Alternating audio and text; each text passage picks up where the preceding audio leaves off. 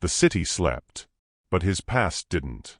An envelope sat on Elijah Cross's desk, white, unmarked, and dangerous. He built an empire of glass and steel, but tonight, all he could see was the paper in front of him. Inside that envelope was a truth he wasn't ready for. The truth about her. Zara Bennett, the quiet cleaner who spoke like she used to own the world.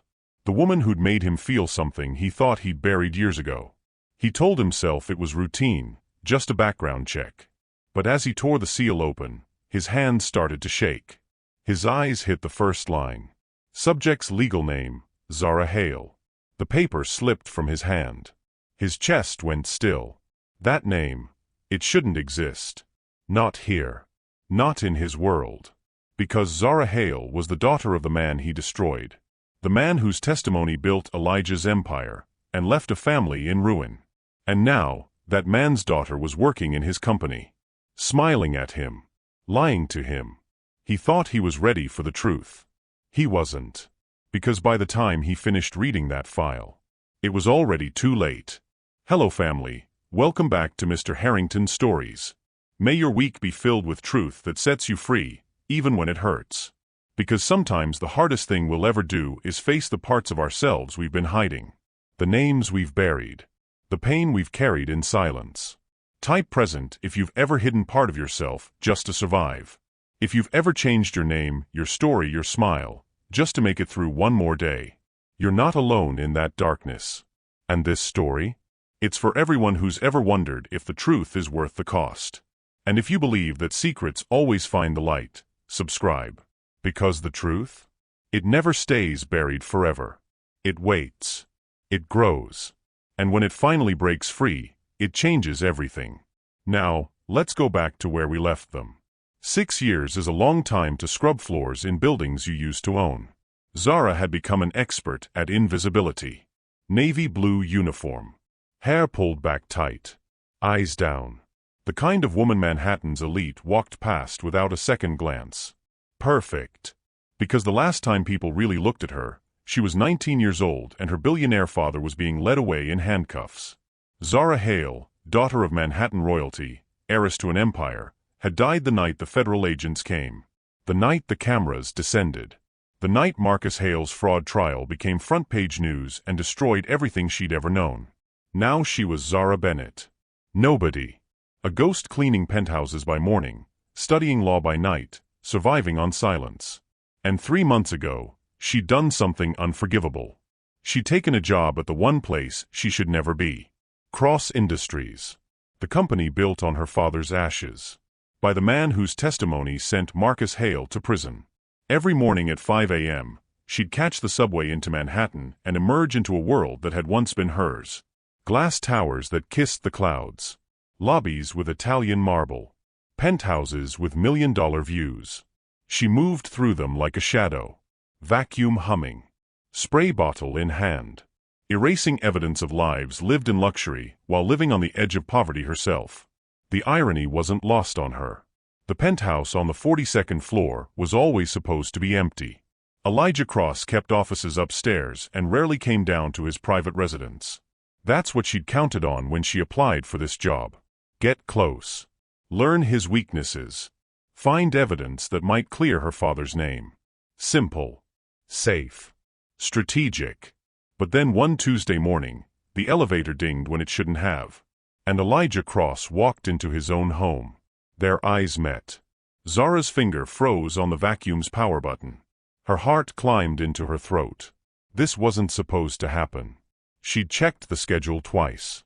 He had meetings until noon. But there he was. Taller than she'd expected. Broader in the shoulders. Steel blue eyes that looked tired in a way expensive suits couldn't hide. And for one suspended moment, neither of them moved. "I'm sorry," she'd stammered. "I didn't know you'd be here. I can come back." "No." His voice was quieter than she'd imagined. Softer. "Don't let me interrupt. I just forgot some files." He'd walked past her, and Zara had forced herself to breathe. To finish vacuuming.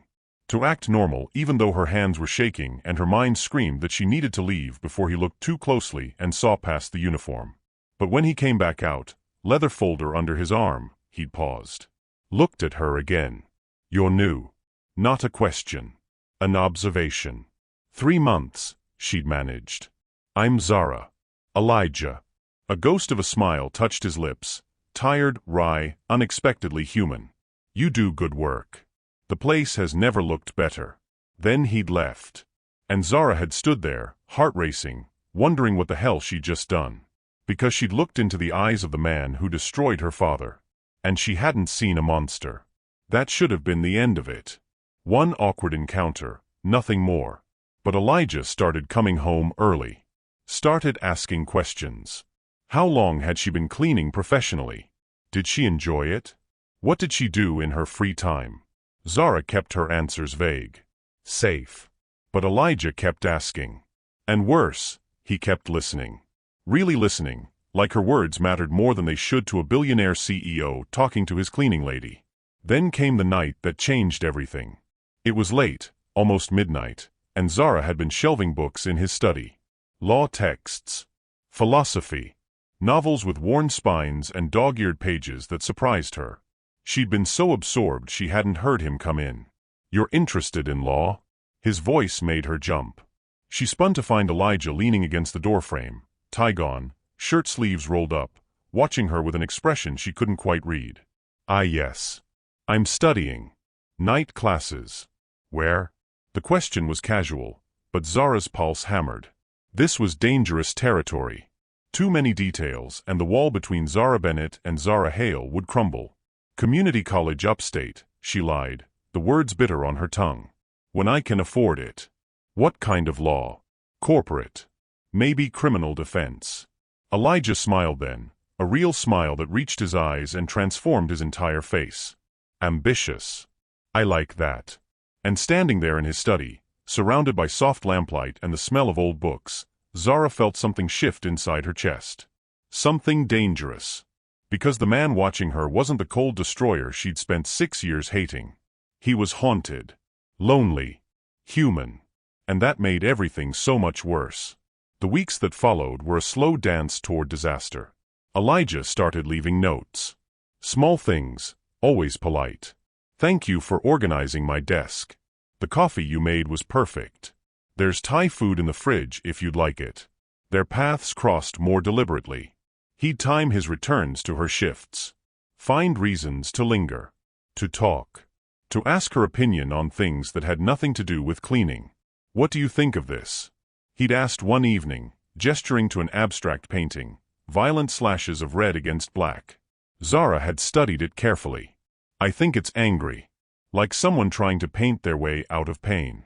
Elijah had gone very still beside her. Yes, he'd said softly. That's exactly what it is. And she'd realized with a jolt like touching a live wire that Elijah Cross carried guilt that had carved lines around his eyes and stolen his sleep. He wasn't her enemy. He was a man trying to outrun his own ghosts. Just like her. The night he invited her to sit down, to share the Thai food instead of taking it home, she should have said no. The night he asked about her dreams, what she wanted beyond survival, she should have lied better. The night he told her she was different, that she felt real in a world of polished fakes, she should have walked away. But she hadn't. Instead, she'd sat across from him at his kitchen island, eating pad thai and talking about everything and nothing. Watching city lights sparkle beyond the windows. Feeling like maybe, just maybe, she could have this. One night of pretending the past didn't exist. You're different from the others, Elijah had said, his eyes holding hers with dangerous intensity. I keep my head down, Zara had managed. I don't cause problems. No.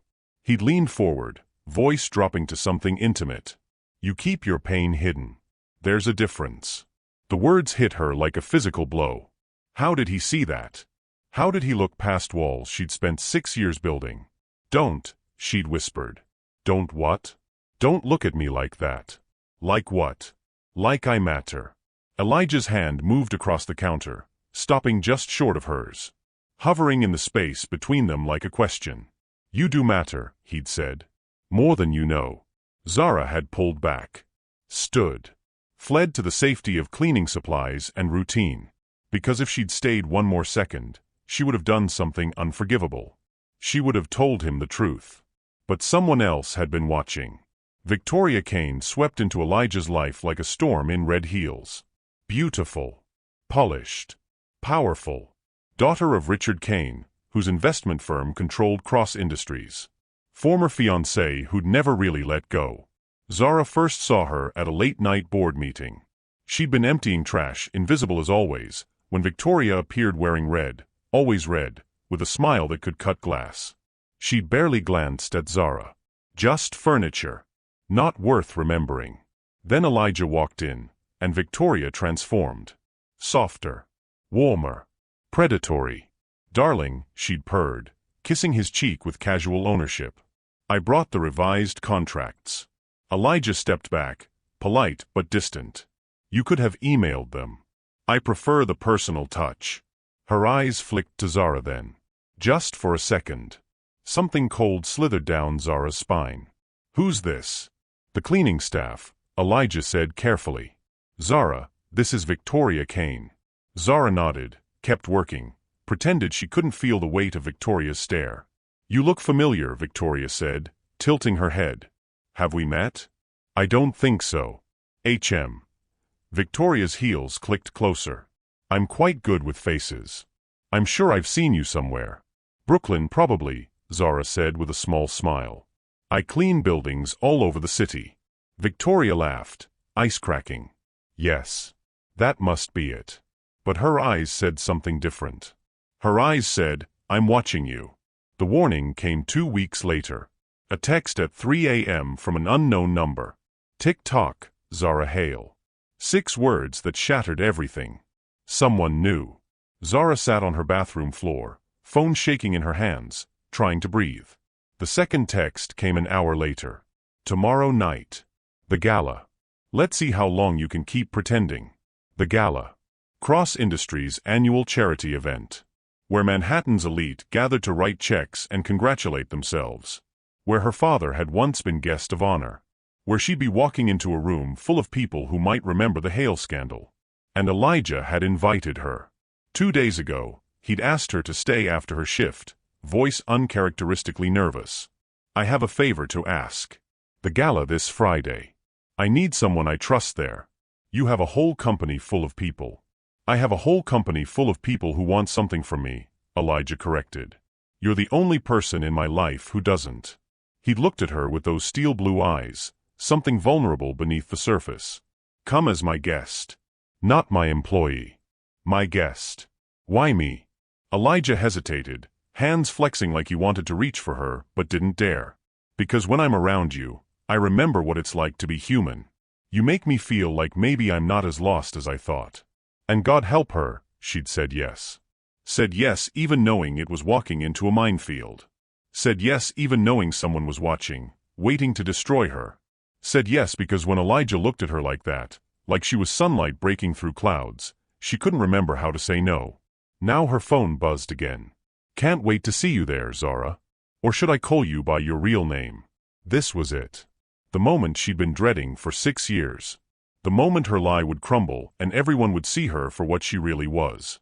A ghost pretending to be human. A girl who'd been running so long she'd forgotten what it felt like to stand still. But here's the thing about running. Eventually, you get tired. Eventually, you have to stop and face what's chasing you. And for Zara, that thing wasn't just her past or the secret that could destroy her. It was the terrifying possibility that somewhere between hate and survival, between revenge and redemption, she'd done the one thing she'd sworn she'd never do. She'd fallen for the man who took everything from her. Tomorrow night, in a ballroom full of ghosts, she'd have to choose. Keep running and lose the one person who made her feel alive. Or stop, turn around, and let the truth destroy them both. So let me ask you something, family. If you were standing at that crossroads between safety and honesty, between the lie that protects you and the truth that sets you free, would you go to that gala? Would you walk into that room knowing someone's waiting to expose you? Would you risk everything for a chance at something real, even if real means pain? Because tomorrow night, 2 people are walking into that ballroom. One carrying a lie that's kept her alive for 6 years. One carrying evidence that could destroy her with a single word. And by the time the night ends, nothing will ever be the same. The Waldorf Astoria glittered like a kingdom made of crystal and lies. Zara stood at the entrance, one hand gripping her clutch so tightly her knuckles had gone white, the other resting lightly on Elijah's arm as cameras flashed and voices called out names she used to know. The dress was borrowed, midnight blue silk that felt like water against her skin, borrowed from a consignment shop in Brooklyn where nobody asked questions. Her hair was down for once, falling in soft waves around her shoulders. Makeup carefully applied to hide the sleepless circles under her eyes. She looked like she belonged here. That was the terrifying part. Because 6 years ago, she had belonged here. This world of crystal chandeliers and designer gowns, of old money and older secrets. She'd walked these halls in vintage Dior, laughed at these same charity auctions, kissed cheeks and made small talk about summer homes and European vacations. But that girl was dead. Wasn't she? Elijah's hand covered hers where it rested on his arm. A gentle pressure. Grounding. "You okay?" he murmured, leaning close enough that she could smell his cologne, something warm and woodsy that made her feel safer than she had any right to feel. Zara nodded. Lied with her body language, the way she'd been lying with words for months. Just nervous. "I've never been to anything like this." Another lie. So many lies they built a wall between them brick by careful brick. Elijah smiled, and something in his eyes softened. "You look beautiful. Like you were born for this." The words hit her like a knife between the ribs. Because she had been born for this. Raised for this. Trained from childhood to navigate rooms exactly like this one with grace and practiced charm. And now she was pretending it was all new. All overwhelming. God, what was she doing? They stepped inside and the world opened up around them. The ballroom was enormous. Gilt molding on the ceiling, massive chandeliers that scattered light like diamonds, walls hung with art that cost more than most people earned in a lifetime. Women in evening gowns that cost 5 figures. Men in custom tuxedos. Servers gliding between clusters of wealth and power with champagne that probably cost more per bottle than Zara's monthly rent. It was beautiful. It was suffocating. And everywhere Zara looked, she saw ghosts. That woman by the bar, she'd been at Zara's mother's funeral, had told 19-year-old Zara that everything would be okay while already distancing herself from a Hale name. That man near the auction table, he'd worked with her father, had played golf with him on weekends, had testified against him to save his own skin. These people had known her. Had known Marcus Hale. Had been there for the fall. But nobody was looking at her. Not really. 6 years. A new name. A borrowed dress and a life so far removed from her old one that she might as well be a different person entirely. She breathed. Tried to let the relief wash over her. Elijah guided her through the crowd with practiced ease, introducing her as Zara, just Zara, no last name necessary. People smiled politely and moved on. Nobody asked questions. Nobody looked twice. She was invisible again. Safe. Then she saw it.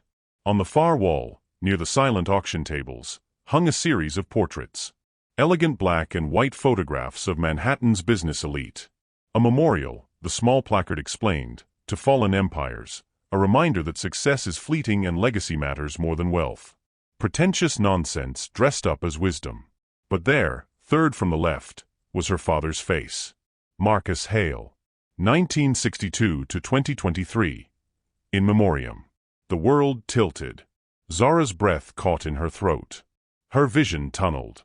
The sound of the party, laughter and conversation and clinking glasses, faded to white noise. Her father. Staring at her from across a crowded ballroom.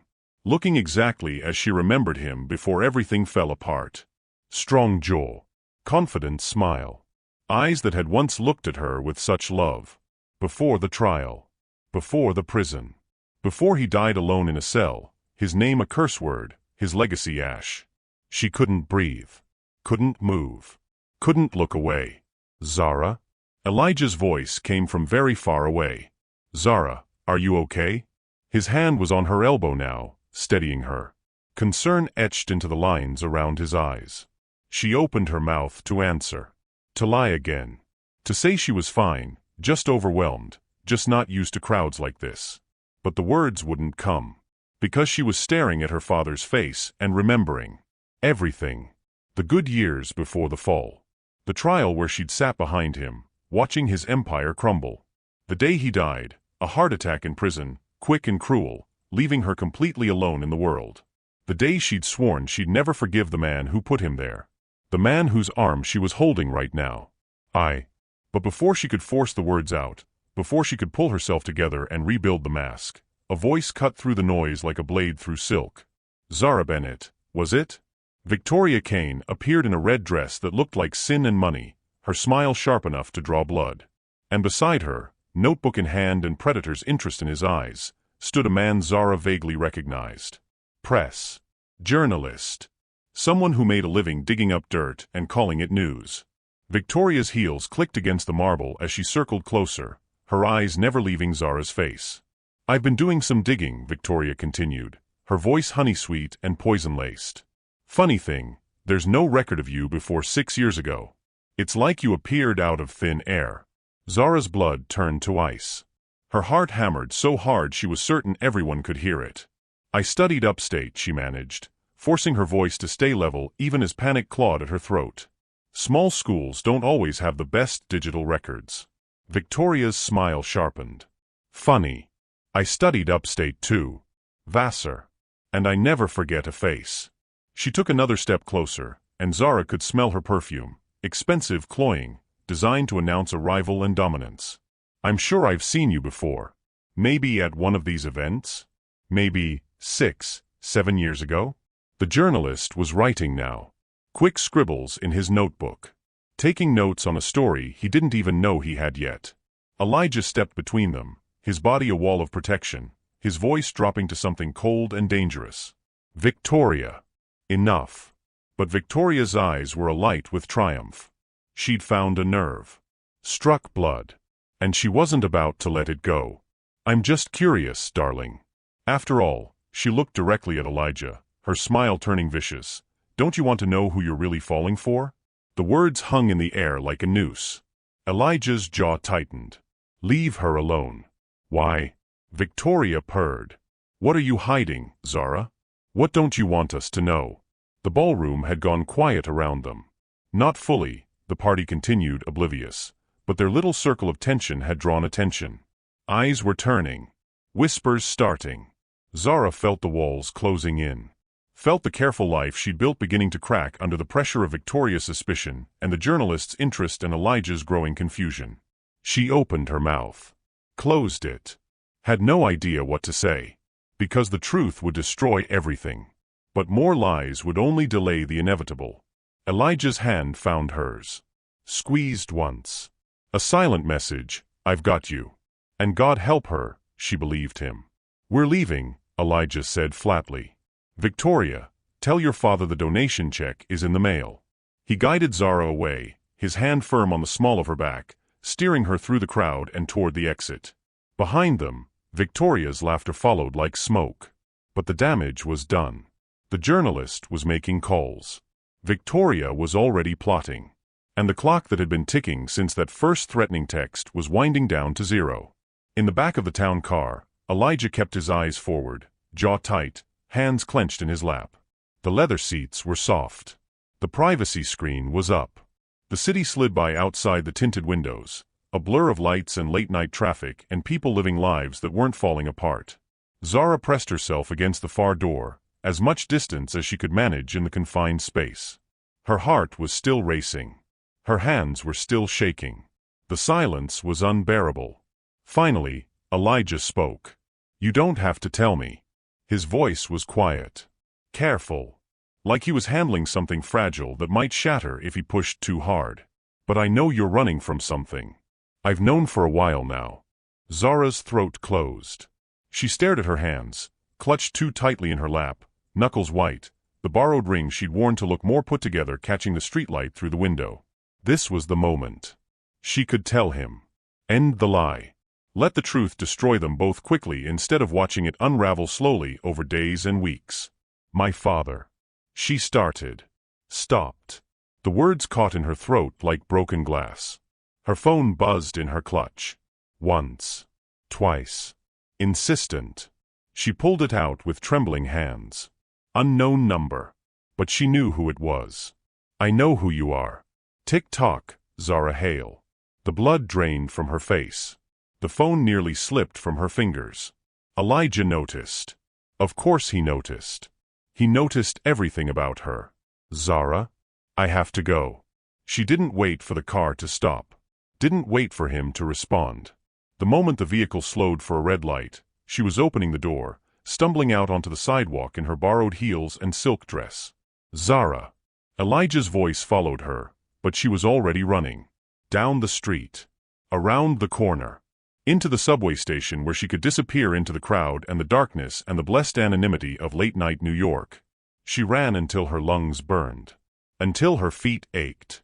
Until she reached her tiny Brooklyn apartment and locked the door behind her and finally let herself collapse. The tears came then. Hot and furious and exhausted. Because she'd almost told him. Almost ended the lie. Almost trusted that maybe, somehow, honesty could save them. But fear had won. Fear always won. And now Elijah was sitting in the back of that town car, watching her run away from him for the second time, and wondering what the hell he'd gotten himself into. Elijah didn't sleep that night. He sat in his penthouse, the one Zara had cleaned for 3 months, the one that still somehow smelled like her soap and coffee, and stared at the city lights while his mind raced in circles. Her face when she saw that portrait. White. Frozen. Like she'd seen a ghost. Victoria's insinuations. The journalist's interest. The way Zara had looked at him with something like guilt and grief and longing all tangled together. "You're running from something." He'd known it from the beginning. Known there was more to quiet, careful Zara Bennett than she let on. But he'd told himself it didn't matter. That everyone had secrets. That trust was built over time, not demanded up front. But this felt different. Bigger. Like a chasm opening beneath his feet, and he couldn't see the bottom. He pulled out his phone. Stared at it. Put it down. Picked it up again. Trust matters more than facts, he told himself. Whatever she's hiding, there's a reason. Give her time. Let her tell you when she's ready. But another voice, quieter, colder, shaped by years of betrayal and corporate warfare, whispered back, "You're being naive. She's using you. And by the time you figure out why, it'll be too late." At 3 a.m., exhausted and desperate and hating himself for it, Elijah sent an email to his head of security. Subject, background check, urgent. Body, run a complete background check on Zara Bennett. Employment history, education, legal records, everything. I need it yesterday. He hit send before he could talk himself out of it. Then he poured himself 3 fingers of scotch and tried not to think about the look on Zara's face when she bolted from his car. 2 days later, the envelope arrived. Elijah stared at it for 20 minutes before opening it. Thick manila. His head of security's handwriting on the label. Marked confidential. Inside was a single sheet of paper. He pulled it out. His eyes scanned the first line once. Twice. 3 times, as if reading it again would change the words printed there. Subject's legal name, Zara Hale. Daughter of Marcus Hale. Deceased. The paper slipped from his fingers. The world stopped. Marcus Hale. The name detonated in his mind like a bomb. Memories flooded back, the trial, the testimony, sitting on that witness stand and recounting every illegal deal, every manipulated contract, every life destroyed by Marcus Hale's greed. The man whose crimes Elijah had exposed. Whose empire he'd dismantled. Whose assets he'd bought for pennies and built his own fortune from. And his daughter. God. His daughter. Elijah's hands began to shake. His chest tightened. He couldn't breathe. She'd been lying. This whole time. Working for him. Close to him. Looking at him with those eyes that he'd thought held trust and attraction and maybe, just maybe, something like love. But it was all fake. All calculated. She was Marcus Hale's daughter, and she'd infiltrated his life with a false name and careful lies, and he'd been stupid enough to fall for it. The daughter of the man he'd destroyed, cleaning his floors. Drinking coffee in his kitchen. Sitting across from him and talking about dreams and pain and what it meant to feel human again. Every moment replayed in his mind like a horror film. Every smile. Every touch. Every soft word. Was any of it real? Or had she been planning this from the beginning? Revenge? Sabotage? Some long game to destroy him the way he destroyed her father? Elijah's jaw clenched. His eyes burned. Betrayal tasted like ash. And the woman he'd been falling for, The woman who'd made him believe in connection again, in trust, in the possibility of being more than just his mistakes, had been lying to him every single day. He grabbed his phone. His thumb hovered over her contact. Then he stopped. Called his assistant instead. "Get me Zara Bennett. Tell her to come to my office. Now. Sir, it's Sunday. I don't care what day it is. Get her here. 1 hour." He hung up. Stood. Paced his office like a caged animal. 1 hour until he confronted her. 1 hour until he watched her face when he said the name she'd been hiding. Zara Hale. 1 hour until everything shattered. Zara stood outside Elijah's office, her hand raised to knock, her entire body trembling. She'd known this was coming. Known from the moment she'd bolted from his car. Known from the second she'd received that first threatening text. The truth has a way of finding light. Always. But knowing didn't make it easier. She knocked. 2 soft raps that sounded too loud in the empty hallway. "Come in." His voice was ice. Zara pushed open the door and stepped into her execution. Elijah stood behind his desk, hands braced on the mahogany surface, jaw tight, eyes blazing with something between fury and heartbreak. The late afternoon sun slanted through the floor-to-ceiling windows, painting everything in shades of gold and shadow. He looked like a man on the edge of breaking. "Close the door." She did. The click of the lock felt final. "Sit down." She crossed to the chair in front of his desk. Saturday. Folded her hands in her lap to keep them from shaking. For a long moment, Elijah just stared at her. Studying. Searching. Like he was seeing her for the first time and hating what he found. Then he spoke. "Sit down, Ms. Hale." The name hit her like a physical blow. Her world collapsed. The air left her lungs. He knew. Elijah's eyes never left hers. Cold. Calculating. The warmth she'd grown to crave completely extinguished. "Were you ever going to tell me?" His voice was quiet. Deadly. Or was this all part of some revenge fantasy? It wasn't. Then what was it? He slammed the background check report on the desk. The sound cracked through the room like a gunshot. "You've been lying to me for months. Working under a false name. In my home. In my life. The daughter of the man He stopped. His hands clenched into fists. Why? Tears burned down Zara's cheeks. She didn't try to stop them. "You destroyed my family. You took everything from me. Your father destroyed himself." Elijah shouted, his composure finally cracking. "I just told the truth." "The truth?" Zara's voice broke. "The truth is that I was 19 years old when federal agents came to my house. 19 when I watched my father get led away in handcuffs. 19 when everyone I'd ever known turned their backs on us. And you."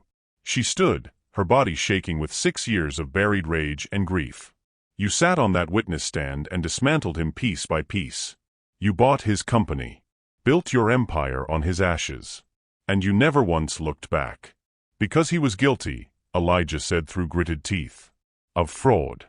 Embezzlement. Destroying lives. I did what was right. Did you?" Zara's voice dropped to a whisper. "Or did you do what was profitable?" The words hung between them like a knife. Elijah's face went white.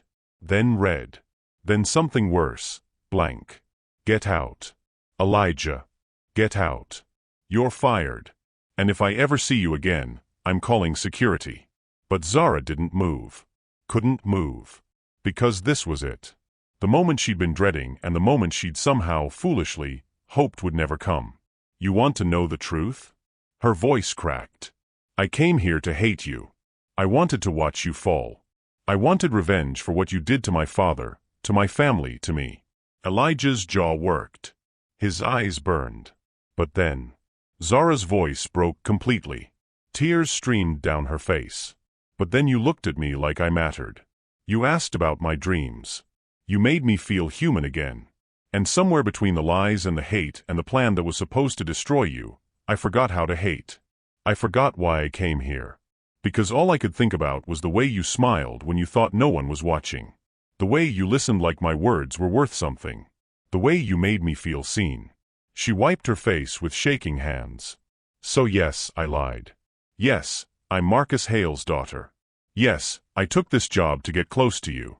But everything else, every conversation, every moment, every time I looked at you and felt my heart do something stupid, that was real. That was me. Not the revenge. Not the plan. Just me. The silence that followed was deafening. Elijah stared at her. His chest rose and fell with ragged breaths. His hands gripped the edge of his desk, so hard his knuckles were white. For a moment, just a moment, his face softened. Something like understanding flickered in his eyes. Then it was gone. His expression hardened. Cold. Final. Get out, he said again. And this time, his voice was empty. Zara stood there for one more heartbeat. Hoping. Praying. Willing him to say something, anything, that would make this hurt less. But he just turned away. Faced the window. Dismissed her with his silence.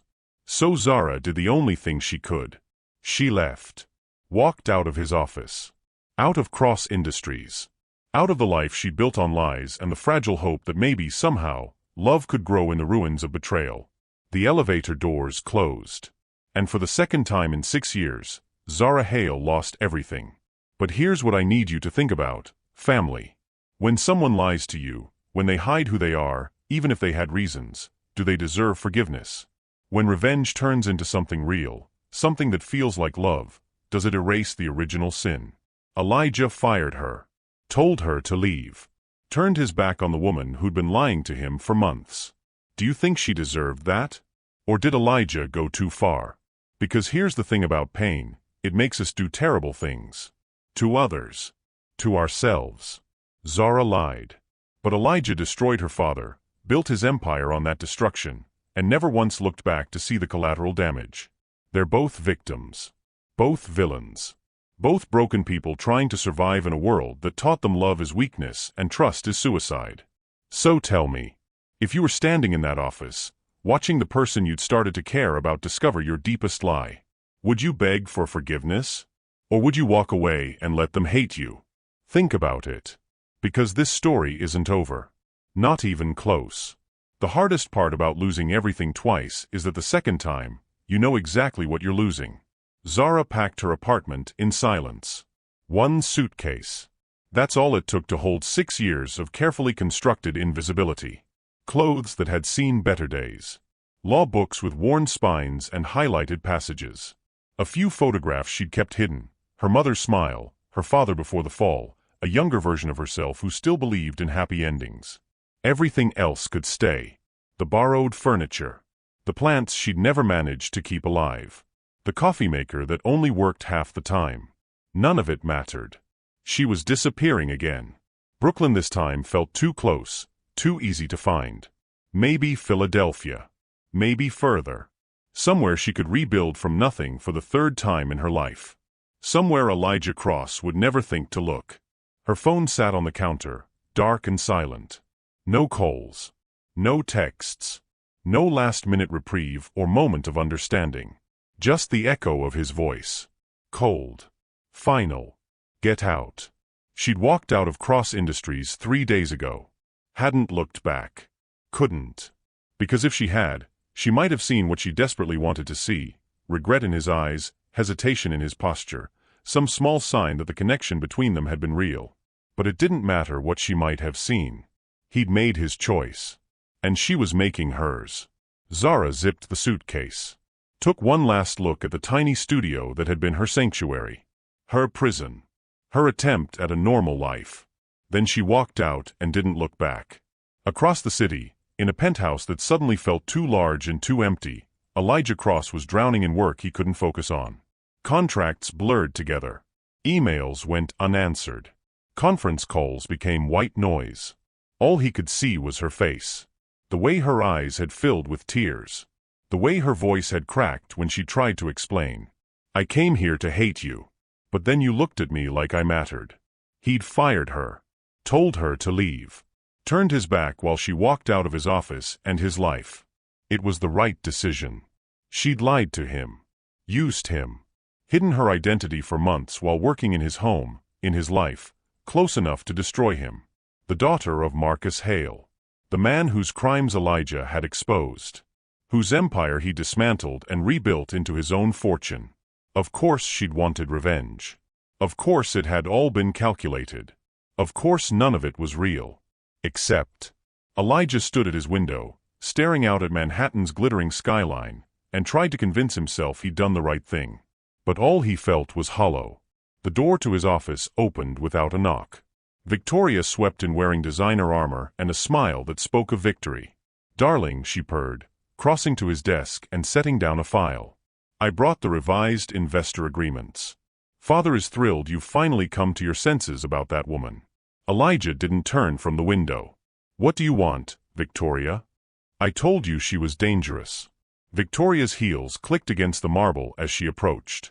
"I'm just glad you saw the truth before she could do any real damage."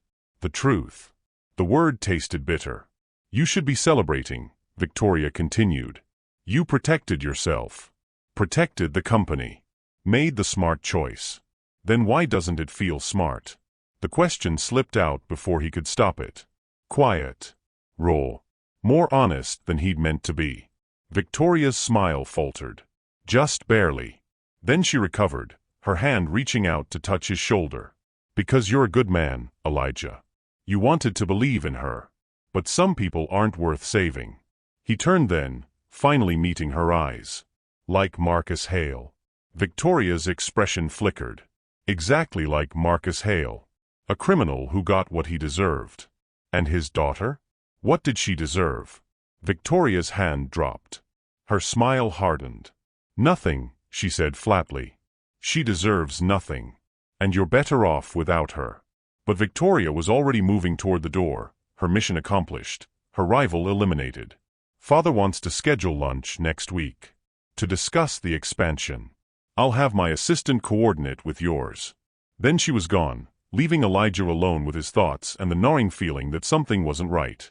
He couldn't sleep that night. Instead, he pulled out the old file. The one he'd kept locked in his home office for 6 years. The Marcus Hale case file, every document, every piece of evidence, every testimony that had sent a man to prison and launched Elijah's empire. He'd read it 100 times. Knew every detail by heart. But tonight, he read it differently. Tonight, he read it looking for what he'd missed. Page after page of financial records. Wire transfers. Shell companies. Fraudulent contracts. The evidence had been overwhelming. Clear. Damning. Marcus Hale had stolen millions. Destroyed lives. Built his fortune on lies. Except Elijah's hand stilled on a particular page. A witness statement. One he'd barely glanced at during the trial because it had seemed peripheral to the main charges. Robert Chun, former CFO of Hale Industries, had testified about irregularities in the accounting, had pointed to Marcus Hale as the architect of the fraud. But there, in small print at the bottom of the document, was a notation Elijah had never noticed before. Witness recanted statement post-trial. Claimed testimony given under duress. Recantation sealed by court order. Elijah's blood ran cold. Recanted? Under duress? His hands started shaking as he flipped through more pages. Looking now for discrepancies. For inconsistencies. For the pieces that didn't quite fit. And he found them. 3 witnesses who'd recanted after the trial. Sealed testimonies. Court orders preventing their revised statements from becoming public record. Financial records that pointed to shell companies, but the ownership trail stopped before reaching Marcus Hale directly. Evidence that had been damning in isolation but looked suspiciously incomplete when examined as a whole. Someone had orchestrated this. Someone had made sure Marcus Hale took the fall for crimes that weren't entirely his. Someone had used Elijah's testimony, honest, damning, absolutely certain, to destroy a man who might not have been as guilty as everyone believed. And Elijah had been too young, too ambitious, too certain of his own righteousness to question it. He grabbed his phone. Called his head of security at 2 in the morning. "I need a forensic accountant. The best you can find. I need them to look at the Marcus Hale case. Every document. Every transaction. I need to know the truth.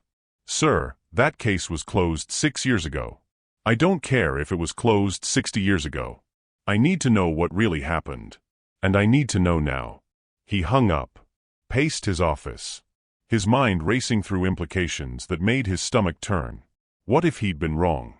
What if Marcus Hale had been guilty of some crimes, but not all of them? What if Elijah's testimony, his absolute certainty, his righteous conviction had sent a partially innocent man to prison? What if everything he'd built was stained with injustice? The questions burned like acid. And worse, what if Zara had known? What if she'd been carrying that knowledge for 6 years, watching the man who destroyed her father build an empire on that destruction, unable to prove the truth? Elijah sank into his desk chair, head in his hands. If that was true, if any of that was true, then he owed her more than an apology. He owed her justice. The forensic accountant worked for 2 weeks. Elijah barely slept. Barely ate. Just waited for the report that would either confirm his worst fears or let him off the hook. When it finally came, it was worse than he'd imagined. Marcus Hale had been guilty of some fraud, some embezzlement, some manipulation of contracts. But the majority of the charges, the ones that had sent him to prison for life, the ones that had destroyed his reputation and his family, those had been orchestrated by someone else. Richard Kane, Victoria's father. The man whose investment firm had been Marcus Hale's biggest competitor. Who'd stood to gain the most from Hale's fall. Who'd bought up Hale's assets through shell companies and then sold them to Elijah at a markup, making millions while looking like a helpful investor. Richard Kane had manipulated evidence. Pressured witnesses. Created a narrative that made Marcus Hale look like a monster. And Elijah had been his unwitting weapon. Young. Idealistic. Convinced he was doing the right thing by exposing corruption. He'd sat on that witness stand and told the truth as he'd known it. But the truth he'd known had been carefully curated. Selectively presented. Designed to destroy Marcus Hale and clear the path for Richard Kane's empire. Elijah's hands trembled as he read the report. Everything he'd built. Everything he'd told himself about justice and righteousness and doing what was right. All of it built on a lie. And Zara. God, Zara had been right. She'd known. Maybe not all the details, but she'd known her father wasn't the monster everyone believed. That's why she'd come looking for answers. For justice. For some way to clear the Hale name. And Elijah had fired her. Turned his back. Told her to leave. He grabbed his phone. Called his assistant. Find Zara Bennett. I don't care what it takes. Find her. Sir, she's... Now. 3 days later, his assistant called back with an address. A small cafe in New Jersey. A friend of Zara's worked there. Said she'd been coming in most mornings, looking lost. Elijah didn't hesitate. He drove himself. Didn't bring security. Didn't tell anyone where he was going. Just got in his car and drove until he reached a town that felt too small and too quiet after the chaos of Manhattan. The cafe was called Sunrise. Cheerful yellow paint. Mismatched furniture. The smell of coffee and fresh pastries. And there, in the corner booth by the window, sat Zara. She looked smaller than he remembered. Thinner. Like she'd been carved away piece by piece until only the essential parts remained. Her hair was pulled back. No makeup. Wearing jeans and a sweater that had seen better days. Holding a coffee cup in both hands like it was the only thing keeping her warm. She looked up as he approached. And for a moment, neither of them moved. Then Elijah slid into the seat across from her. I know, he said simply. I know what really happened. Zara's face remained carefully blank. She didn't cry. Didn't react. Just looked at him with eyes that had seen too much and believed too little. What do you know? Your father. The trial. Richard Kane. All of it. He pushed the forensic report across the table. Zara glanced at it, but didn't reach for it. I'm reopening the case, Elijah continued. Publicly. I'm going to clear your father's name. Expose what Kane did. Make sure everyone knows the truth. Why? His voice was quiet. Steady. Because I was wrong. Because I destroyed your family based on incomplete information. Because you deserved better than my cruelty. And because... He stopped. Swallowed hard. Because I can't undo the past. But maybe I can fight for your future. Zara's hands tightened around her coffee cup. You think an apology fixes this? Her voice was barely a whisper. No, Elijah said. But maybe justice does. For a long moment, Zara just stared at him, searching his face for lies, for manipulation, for anything that resembled the man who'd fired her 3 weeks ago. But all she saw was regret, and something that looked almost like hope. Before she could respond, the cafe door chimed, and Victoria Kane walked in wearing red and fury, a lawyer in an expensive suit trailing behind her. Her eyes landed on Elijah and Zara together. Her face went white, then red. She crossed the cafe in 3 sharp clicks of her heels. "How dare you," she hissed. "After everything we talked about. After you promised." "I never promised you anything, Victoria," Elijah said, standing to face her. "And I certainly never promised I'd ignore the truth." "The truth?"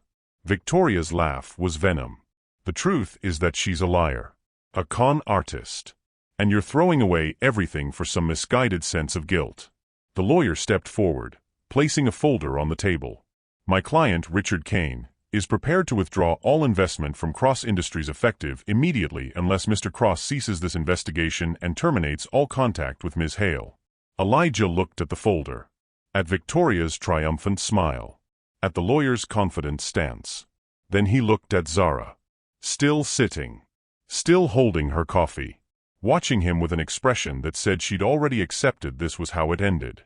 "Choose," Victoria said, her voice dropping to something dangerous. "Your company or her." And Elijah. Elijah didn't hesitate. Her. The word fell between them like a stone. Victoria's face twisted. "You'll lose everything." "Maybe," Elijah said. "But I'll finally do the right thing." He turned to Zara, ignoring Victoria's sharp intake of breath.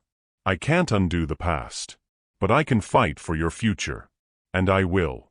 Even if it costs me everything." Zara stood slowly. Her eyes were bright with tears she wouldn't let fall. And for the first time in 6 years, she said her real name out loud. "I'm Zara Hale, daughter of Marcus Hale. And I'm not hiding anymore." Victoria's face went pale. Then she spun on her heel and walked out, the lawyer scrambling after her. Leaving Elijah and Zara standing in a small cafe in New Jersey, the ruins of their lives spread out between them like broken glass. But for the first time since this all began, those ruins felt like a foundation. 6 months passed. The case was reopened. Richard Kane was indicted.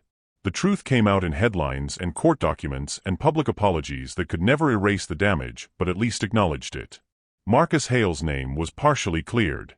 Not innocent, he'd committed some crimes. But not the monster history had painted him as. A complicated man who'd made mistakes and paid for them with his life and his legacy. Zara graduated law school, started a foundation for victims of corporate fraud, reclaimed her identity piece by careful piece. Elijah rebuilt Cross Industries, smaller now, leaner, stripped of Kane's investment but guided by something he'd lost years ago. Integrity. They weren't together. Not in the way movies promised or fairy tales suggested. Too much history. Too much hurt. Too many scars that needed time to heal properly. But one evening at a charity gala, different from the one where everything fell apart, but similar enough to feel like poetry, their eyes met across the room. He was standing by the bar, talking to investors who'd stuck with him through the scandal. She was near the auction tables, surrounded by people interested in her foundation's work. And for a moment, the crowded room disappeared. He smiled. Tentative. Hopeful. She smiled back.